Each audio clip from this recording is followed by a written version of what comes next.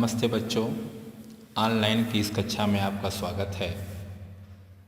संचयन भाग 2 कक्षा 10वीं के लिए हिंदी की पूरक पाठ्यपुस्तक द्वितीय भाषा के प्रथम पाठ हरिहर काका की कहानी के बारे में आज हम जानेंगे, जिसके लेखक हैं मिथिलेश्वर जी। कथाकार ने इस कहानी में ग्रामीण पारिवारिक जीवन के साथ साथ आस्था के प्रतीक धर्म स्थानों और धर्म ध्वजा धारकों में व्याप्त स्वार्थ लोलुपता को उजागर किया है। हरिहर काका एक वृद्ध और निसंतान व्यक्ति हैं। उनका भरा पूरा संयुक्त परिवार है। गांव के लोग कुमार्ग पर न चलें यह सीख देने के लिए एक ठाकुर बारी भी है। हरिहर काका की विडंबना देखिए कि यही दोनों उनके लिए काल और विकराल बन जाते हैं। परिवार व मठाधीश दोनों को उनके सुख या हित की चिंता नहीं। दोनों का लक्ष्य काका की जमीन हथियाना है। इसके लिए उन्हें छल बल या कल का प्रयोग भी क्यों न करना पड़े।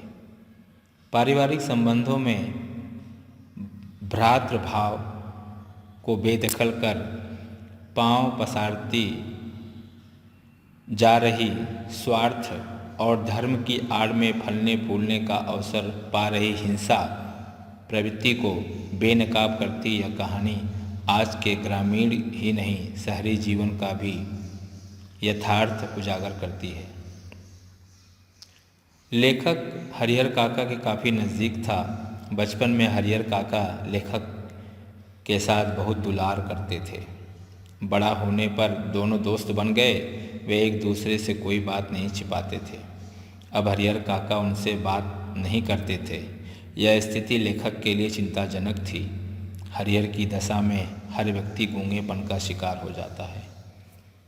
गांव के पूरब में ठाकुर जी का विशाल मंदिर है, जिसे गांव के लोग ठाकुर बारी कहते हैं। इस ठाकुर बारी की स्थापना के बारे में प्रामाणिक तथ्य नहीं है। वर्षों पहले कोई संत यहाँ आकर रहने लगे थे, तब से इसका विस्तार होता गया। आबादी बढ़ने के साथ साथ मंदिर का भी विस्तार हो गया। गांव के लोग अपनी हर खुशी के लिए यहाँ मन्नत मांगते थे तथा पूरी होने पर चंदा या जमीन दान में देते थे। इसका संचालन धार्मिक लोगों की समिति करती थी। आपदा के समय ठाकुरबारी के द्वार खोल दिए जाते थे। हरिहर काका 4 भाई हैं। हरिहर को छोड़कर सभी का भरा पूरा परिवार है। हरिहर काका की 2 शादियां हुई, परंतु दोनों बिना बच्चा पैदा किए स्वर्ग सिधार गई। वे अपने भाइयों के साथ रहते थे। उनके पास 60 बीघे खेत थे। सभी का निर्वाह खेती से होता था। हरिहर के तीनों भाइयों ने अपनी पत्नियों को उनकी सेवा करने की सीख दी थी, परंतु समय बीतने पर सब कुछ बदल गया।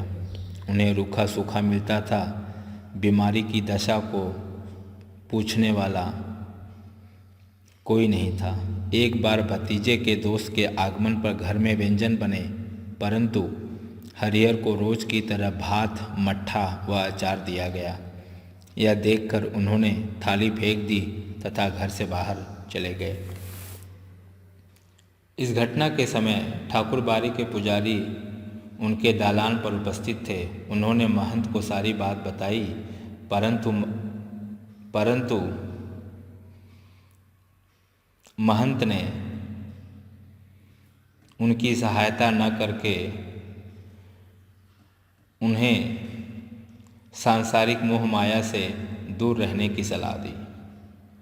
आव भगत व उपदेश सुनकर हरिहर काका को महंत की बात ठीक लगने लगी। जमीन के लिए ही सारा झगड़ा था। वह इसे भगवान के नाम पर दान देने की सोचने लगे। इधर हरिहर के भाइयों को जब इस सारी घटना का पता चला तो जायदाद छिन जाने के भय से वे चिंतित हो गए। वे तुरंत उन्हें लेने पहुँचे। वहाँ उनसे माफ़ी मांगी तथा मनाकर घर ले आए। घर पहुंचकर हरिहर की बहुत सेवा होने लगी। हरिहर को पता चल गया कि यह सब संपत्ति की वजह से हो रहा है। गांव में भी हरिहर के निर्णय संबंध में चर्चाएं होने लगी। भाइयों ने हरिहर से जमीन उनके नाम लिखवाने को कहा। हरिहर ने लेखक से बात की तथा अंत में जीवित रहते जमीन किसी के नाम न करने का निर्णय किया। उधर महंत भी अपना शिकार छोड़ने वाले नहीं थे। उन्होंने बल से हरिहर काका का अपहरण कर लिया। ऐसा पहली बार हुआ था। हरिहर के भाई उन्हें ढूंढने निकले तो ठाकुरबाड़ी में उन पर पत्थर व गोलियां चलाई गई। ठाकुरबाड़ी में महंत हरिहर के जबरन अंगूठे लेने का कार्य संपन्न कर रहे थे। अगले दिन पुलिस के हस्तक्षेप से हरिहर एक कमरे में बंद पाए गए। उनकी हालत दयनीय थी। हरिहर ने पुलिस के समक्ष जबरन अंगूठे लेने की घटना की रिपोर्ट दर्ज करवाई। वे महंत से नफरत करते थे। अब वे भाइयों के साथ रहते थे। उनकी सुरक्षा बेहद कड़ी थी। ठाकुरबाड़ी में खतरनाक लोग आने लगे थे। हरिहर को ज्ञान हो गया था कि उनकी सुरक्षा व आदर सम्मान का कारण उनकी जमीन है। हरिहर के भाई व रिश्तेदार उन्हें समझाने लगे थे कि वह अपनी जायदाद जमीन भतीजों के नाम लिख दें। अंत में भाइयों ने भी उनके साथ अच्छा व्यवहार नहीं किया, जबरन उनके अंगूठे लगवा लिए। हरिहर के चिल्लाने की आवाज़ से ठाकुरबाड़ी के लोग पुलिस के साथ वहां पहुंच गए। हरिहर बेहोश थे। पिटाई के कारण अनेक जगह चोट लगी हुई थी। इस घटना के बाद हरिहर काका परिवार से अलग रहते थे। पुलिस की सुरक्षा मिली हुई थी। भाइयों व महंत के कारण उन्हें सुरक्षा मिली हुई थी। दोनों पक्ष उनसे मधुर व्यवहार कर रहे थे, परंतु गांव की स्थिति तनावपूर्ण थी। काका ने जीते जी जमीन किसी के नाम न करने का निर्णय लिया था। लोग तरह तरह की चर्चाएं कर रहे थे।